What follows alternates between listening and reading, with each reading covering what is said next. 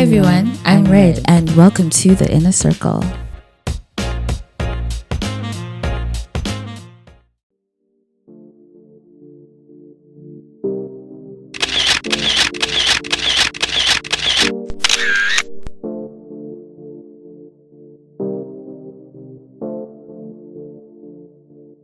Hi guys, welcome to Inner Circle, the podcast here on Brand Live where we discuss, different trials, tribulations, experiences and opinions from young Black people in the South African media industry.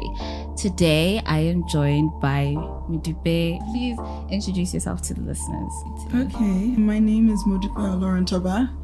I am a fashion writer. I studied fashion design, and while I was studying, I was kind of drawn to the media side of everything and decided that I would write about the clothes and not make them, at least for a little while. I'm interested in how fashion can be an industry, a focused, profitable industry for Africa. And I'm interested in getting everything that we make in fashion media, in fashion design, not necessarily making it more European or more American, but getting ourselves to a quality standard that we've defined. Like, we're defining that quality standard now, and that's like the work that I'm excited about, and that's something that threads through everything I do, everything I write. So you see, this sounds like a very smart woman already. It's going to be interesting. So today's episode, we're going to be talking about what happened. Like, what had happened to our local fashion media publications. So we're going to be talking specifically about glossy print publications that have since, shut down, or the publishing company shut down, or there was the publishing license was sold, or just the signs that it became an unsustainable part of the industry, but yet that doesn't mean that we as a fashion industry still don't need those publications. So we're going to talk about what had happened and what should happen moving forward now that we found ourselves in this predicament. Yeah. I mean, we can talk about what could happen. I don't know about a should in the current international. Can we manifest? Can we be specific with what we want? Yeah, I'll tell you what I would see as ideal. Yeah. Okay, so first off, I know that you work for Okay, let's I know there's a list. Okay, so I interned for a month at Zando, and that was trend forecasting, and the reports I made kind of went into the insights for the buying decisions for the next season. Oh wow. Let's see, then I did Style Africa. I don't know if you know Rashawn Isaacs. Yeah. I think she's now the head of the Modest Fashion Council, or she's the loveliest. And she started a magazine, Style Africa. I was her production coordinator on that, and I did some features writing for her as well. And that was my first job after actually studying. Then I went to Daily Fix, which was a Media 24 website that is now defunct. Basically, they were, because it's not just print media that's gone out. You'll be interested to see in the fashion and lifestyle space. I went to Daily Fix. I was an intern there. That was, I think, 3 months as well. It was kind of existing content that they had. They have this massive archive of content. Their print magazines. Things like Fair Lady fashion content, things like recipes. A recipe is never going to go out of usefulness. It's always going to be useful. So they did a lot of regurgitated content on that website. Some of it worked, some of it didn't. Some of it was kind of there's a whale festival in Hermanus. That's always my example that I pull out, because I remember doing that story and thinking it was I've always wanted to go to the whale festival. Yeah, they had just a really cute picture of a whale, and I thought it was so funny, and I still remember it to this day. So Style Africa, then Daily Fix, and then where did I go? Superbuzz? No, I went to John Brown Media. I spent a year at Edgar's Club magazine. Oh wow. Okay. So I was the fashion assistant there. I only wrote once. That wasn't a writing job. Okay, so I was a style assistant at Superbuzz for about 4 months before a position opened up on blog, and that's when I started to write for them. I stayed another year and 3 months, I think, and then spent 3 months at Elle, spent 10 months at Woolworths, went back and did a season for them. Like, it was actually just 1 month. And yeah, now I am at Stylista, which will not be Stylista much longer. We've got a new direction planned, new brand, new everything. Okay. Yeah. So that's a long, illustrious journey. Is it long? I don't feel like I spent long at each place. That's how we get through it. We just kind of tell ourselves like, it's just been a few weeks. It's okay. But it actually really did help how much I've moved around. And I started to panic like somewhere in the middle, thinking like, I just look like I can't hold down a job. But it actually, I think exactly the like little mixed bag of experience that I have is what's gotten me to where I am now. I don't think I could do this job that I'm doing, rebranding Stylista, if I didn't have that mixed bag. For sure. Your experience definitely leads you to where you need to be at the right time, at the right place. So, Modupe, one of the main reasons why I have you here, aside of your very long CV, is also that like you have great timing in terms of when to quit your job. It's like, you know like, you know what I mean? Like, you see the cards, like, it's not me seeing the cards. I swear it's like divine timing. Like, well, I see it, I see it in retrospect. And then it's like, oh my goodness, if I had left a week later, it would have been so lit. Yeah. So in retrospect, let's talk about like the lessons that you've learned in fashion media. First off, I just want to know from a publishing company's point of view, what do you think is like the first red light on that you need to change direction as a publishing company in 2019? Okay. Geez, big question. I think for everyone, like, okay, so across the industry and across the world, one of the main metrics that everybody uses that they understand, like, whether you're a fashion magazine or it's a fishing magazine, everybody understands circulation. Yeah. So everybody looks at circulation maybe as like the first metric of health. And not so much circulation as an isolated number, like how did this month's issue do, but circulation as a trend. So circulation now compared to 2 years ago or compared to 3 months ago. Yeah. And in the context of whatever is happening at that time, like when we were in the recession, if your circulation dropped, it was less of an alarm than out of recession and your circulation is dropping. Yeah. Like that's scary numbers. As a red flag, gosh, I think the nature of content is changing so much that the definition of a red flag is also changing. Yeah. How do you think the nature of content has changed in this African context? Because I know a lot of times it's, we've moved to digital. But then when you look at a lot of print magazines, their circulations have actually gone up in the time that a lot of print magazines have like disappeared off the shelf. Yeah. So, yeah. But I think a lot of the ones that their circulation have gone up, it's because other people shut down. Ooh. So if magazine A is not around anymore, even though that was your magazine of choice, you're maybe now looking at magazine B, which you didn't look at before. Yeah. So I think the magazines that are left are benefiting from that gap that's created by the magazines that are gone. Yeah. I also think that the magazines that are left, it really varies brand to brand. I think some of them have really stepped up their game in terms of trying to think, okay, what is a print magazine now? Because print magazines, if we're talking about a fashion glossy, it used to be the thing that you used to shop. It used to be your aspirational destination How in to terms get of a fashion. look. Exactly. Yeah. It used to be all of those things for you. Yeah. We've completely democratized that now in the age of digital. Everything is everywhere. And then social media took it even a step further and turned consumers into publishers. Yeah. So I think... Do you think that there's... How much... Okay, there's obviously room for print. But how do you think that it needs to shift from the very traditional how to get a guy in 10 days, something like that? Print can't be your buddy anymore. Print has to be an event.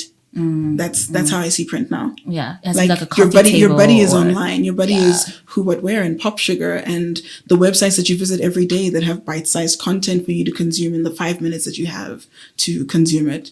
Even though the data says we spend more than 4 hours a day consuming content. I don't know where those 4 hours a day are. Maybe they count streaming music because I just. Yeah. This is true. This is true because I do that in the background of everything. So that makes more sense. Yeah. But yeah, I think print needs to be an event. Yeah. I spent a chunk of my savings on a trip to London in February because we went as a family a few years ago and it just blew my mind, and I had to go back on my own and do the museums and everything that family wasn't interested in doing. Yeah. And I went to the Serpentine Gallery. They were having a Grace Wales Bonner exhibition. You're trying to kill me. And they had a book sale on. And I bought 14 books. Oh, wow. 12, you were 14 books. Tourist. I was a tourist. And it was that hardcover stuff. It was a book. I have a hardcover book about Alexander McQueen's process. And I have a soft cover about like street and studio. It's about photography. Yeah. I bought a full like thick volume that is just about the graphic design of titles on the opening screens of movies. Yeah. That's it. So it needs to be something weighted in quality and evergreen content that even if in 3 years when you need a reference that it's still there. And none of those things that I've just mentioned are magazines. Yeah. But I've realized now that's how I buy magazines now. So I buy those books as like events, and I realized that that's very much the same way I treat print magazines now. I picked up the British Vogue with Naomi Campbell on the cover while I was there as well, because Naomi Campbell. But I also picked up Love magazine. When I travel is when I pick up these magazines that I don't necessarily have the most access to here. I mean, Exclusive Books has them, but it's very expensive. So and my travel budget you don't buy them unless you were there. Very interesting. So we will continue this conversation, get more into it after this break. That's Red on the Inner Circle.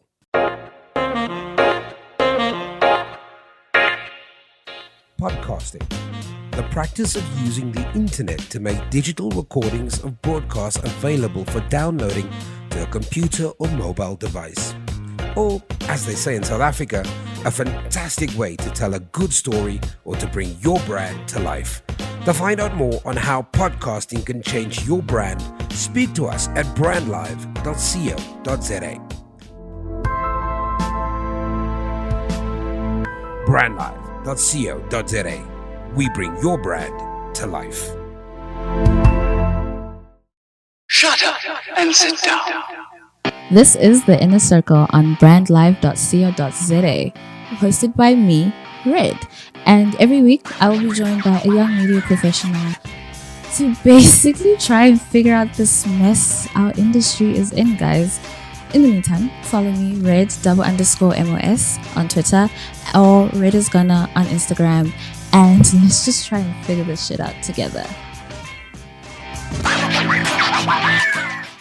Welcome back to The Inner Circle with Red. Me. You're listening to a brandlive.co.za podcast. And we are back. We are here live at the Slicker on Life offices. Very creative, very bubbly, very energetic, very loud. But that's the creative space that we're in. And we are here with Modupe, talking with her about, just getting her insights on, the fashion media, magazine industry in South Africa. So, we're just talking about making print an event, and I completely agree with you. A lot of international publications are turning to biannual coffee books instead. Mm-hmm. But then what happens in the meantime? You know what I mean? It's now everyone's turning to digital, which makes complete sense. But then the money. Yeah. Is still the money. Yeah, the money. How do we do that? Because the advertising, it didn't just suffer in print. The advertising suffered in digital as well. All the advertising money basically belongs to Facebook and Google now. And that includes Instagram, because Instagram belongs to Facebook. So if you think that you're going to start a website and you're like, oh, banner ads is how I'm going to make money, it's actually just not that profitable anymore. There was a period of time, like somewhere in the middle of last year, probably around July or August, where I was just like in a daze watching international media just like crumble, basically. When everyone is being laid off, and Mike Magazine is gone, like and everyone, like it was a period of 2 weeks where it was just madness. I think BuzzFeed laid off hundreds of people, and like, I think everybody kind of, I wouldn't say they made bets on the wrong kind of content, but I think they made big bets on what people would respond to and what they would be able to monetize. And that didn't go through just because Facebook and Google also got aggressive around the same time. And the reach is just so easy with them. So I think the Facebook Google duopoly is what happened to media in general and not just to print. Yeah, and like it's Facebook and Google, like what you're gonna do, you know.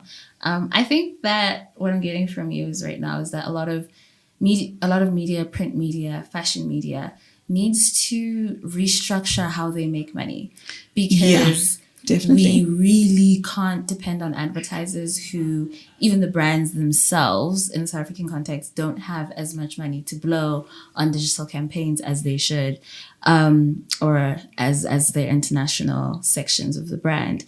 So how do you think is the best way for media companies, media publishers to go from a print background to digital, or restructure their income thing? I think it depends on their priorities. Do they really want to hold on to the print magazine and they want to hold on to the legacy? And what is the best way to do that? Or are they ready to flip the table and just go in a completely different direction? I think a lot of those brands have way too much equity in the book to let go of the book.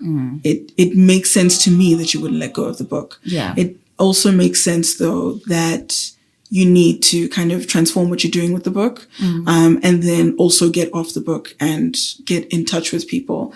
What they need to do, I think, especially with the legacy publishers, is lean into the brand that you've created and give it new platforms. The only platform for people to interact with your brand cannot just be your print magazine or cannot just be your website.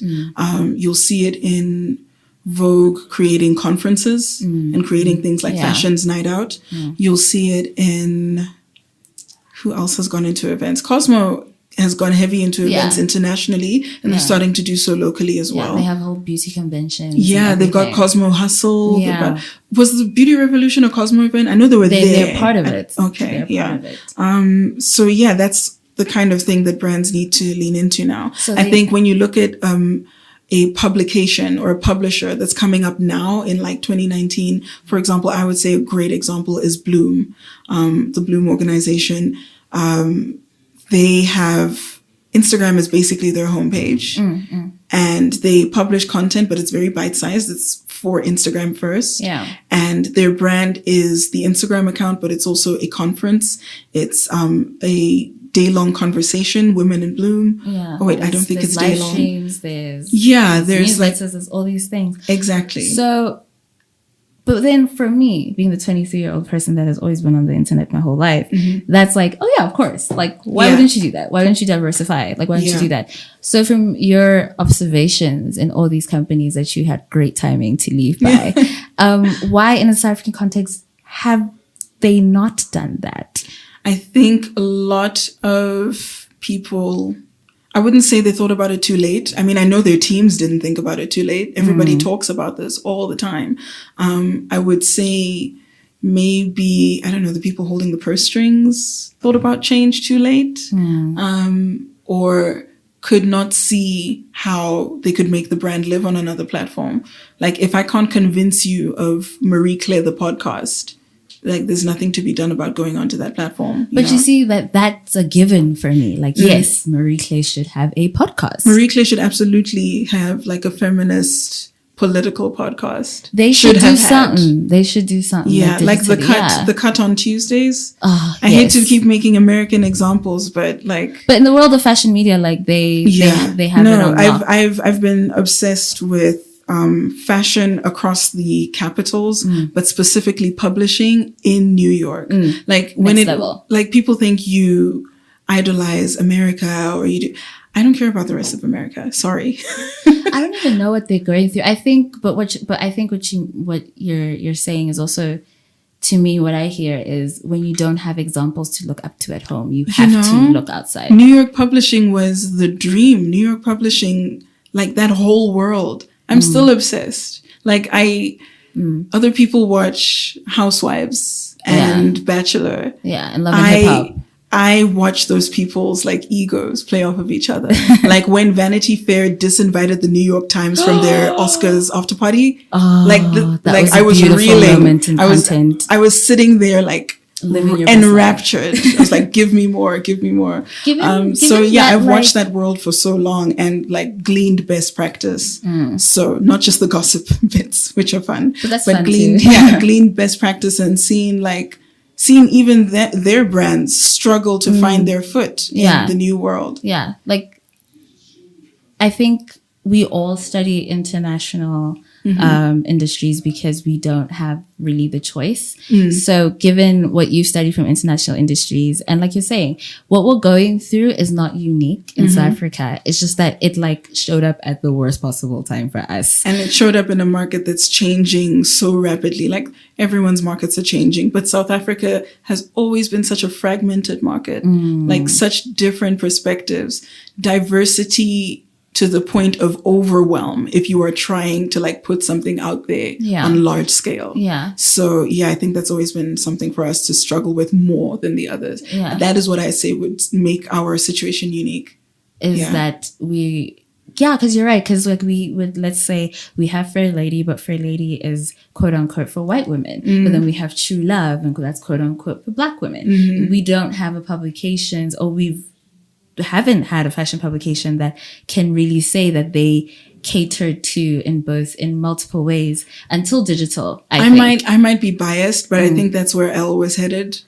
And had Elle been given a shot, had Elle been given the shot, it might have gotten there. Yeah, I do think that's where they were headed. That's what they were trying to do. Yeah, for sure. Yeah. So, but back to, given your lessons from your career in your industry, just like one final thing is, what now? Because the point is that all these publishing companies and these magazines were jobs. You know, we don't have media jobs outside of maybe places like here, Silicon Life, where a blog turned into something big enough to employ everyone, or everyone's trying to be a freelancer, everyone's trying to be an influencer. It's a mess. It's just a mess. Yeah. So like, what now in terms of like, if the CEO of the publishing companies are listening, hello, what would your advice be from a young professional view? Like, what do you think? What now for the publishers who are still in the market, or what now for everybody? Ooh, that's a good one. Let's say the ones that want to make a comeback. Yeah. I think you have to invest in a rebrand or in an update of your brand, of your existing brand. I really don't think it's a thing of throwing the brand away, which I think is what they're all scared of. It's like, no, there's too much equity, there's too much value in what you've already built. I really think it's about redressing it. And in order to do that, you need to be ready to like shake the table and make some changes, like saying something unpopular. If that's the direction that like you're led in, I think you need to listen. Of course, you need to listen to the audience, but also you need to pick an audience and really get to know them, because I think we make a lot of assumptions about who our audiences are based on old data, based on old behavior. And just based on a lot of ignorance, because even like me in media, I've heard that, oh yeah, we could give you, 3 million rand because you have all these numbers, but your brand is not quote unquote modern enough.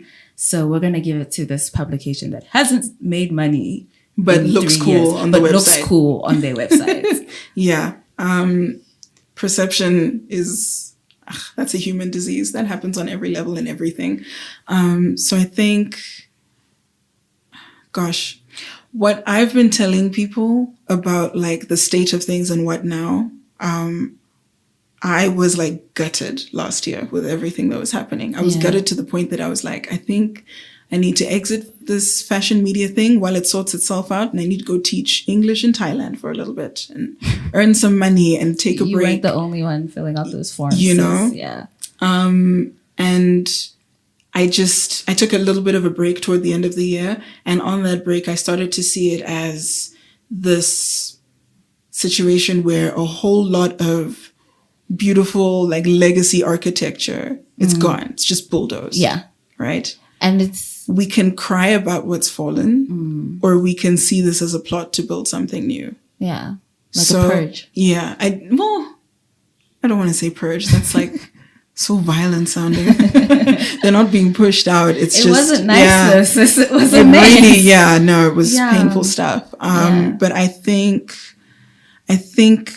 when I say build something new, I don't mean build a website that exists.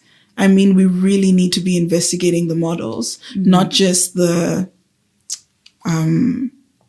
platforms, not just the business model of making money, but the content model itself.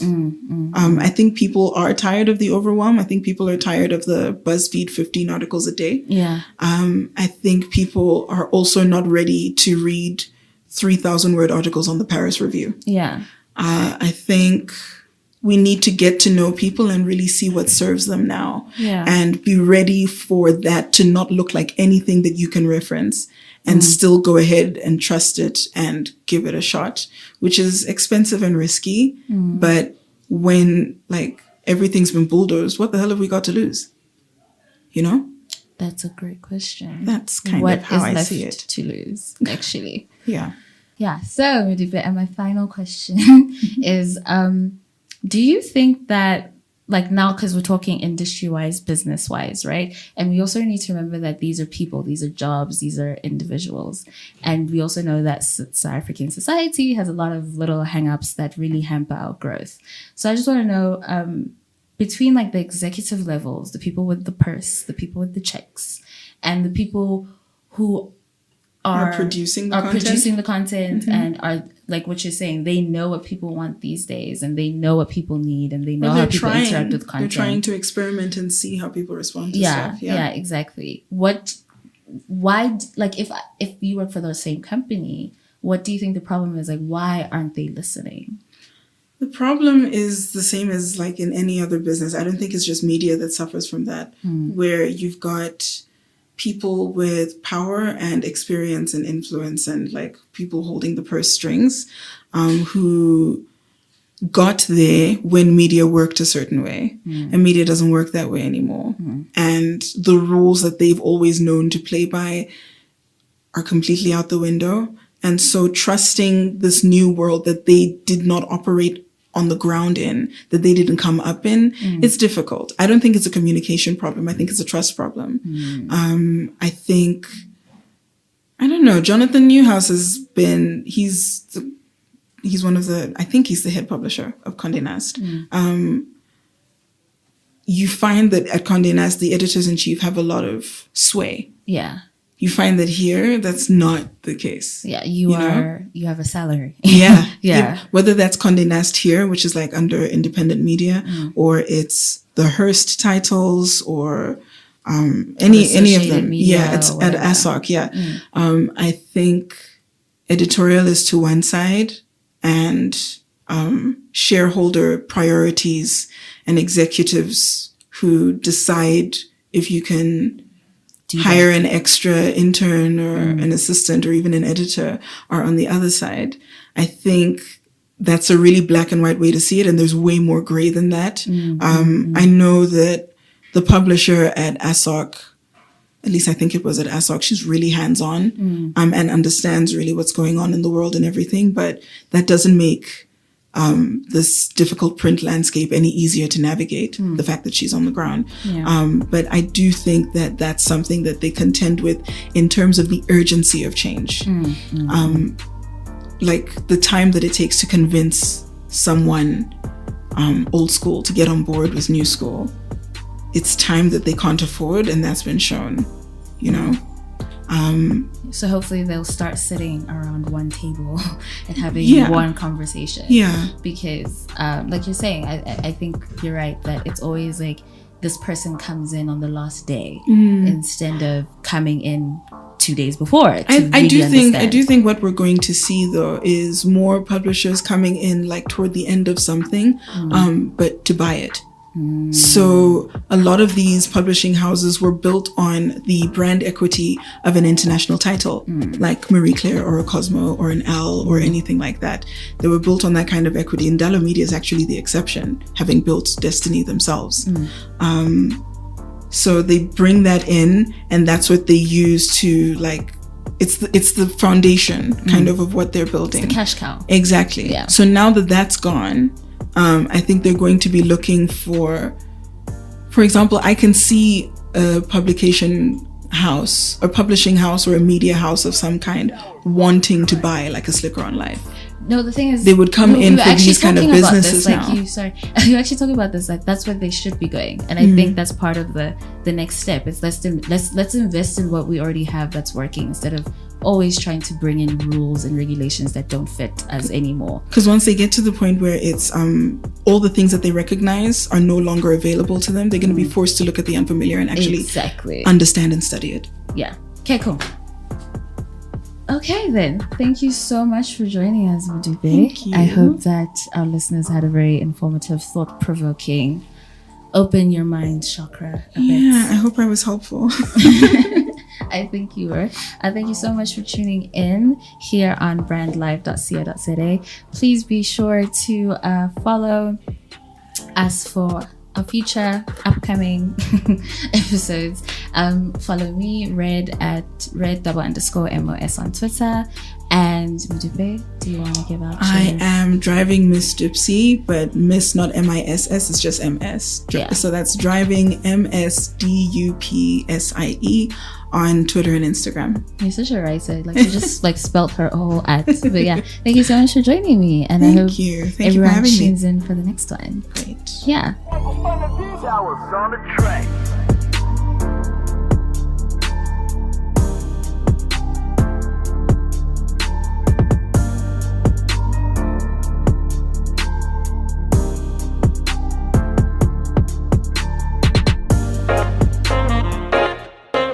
brandlive.co.za. Are you listening to me?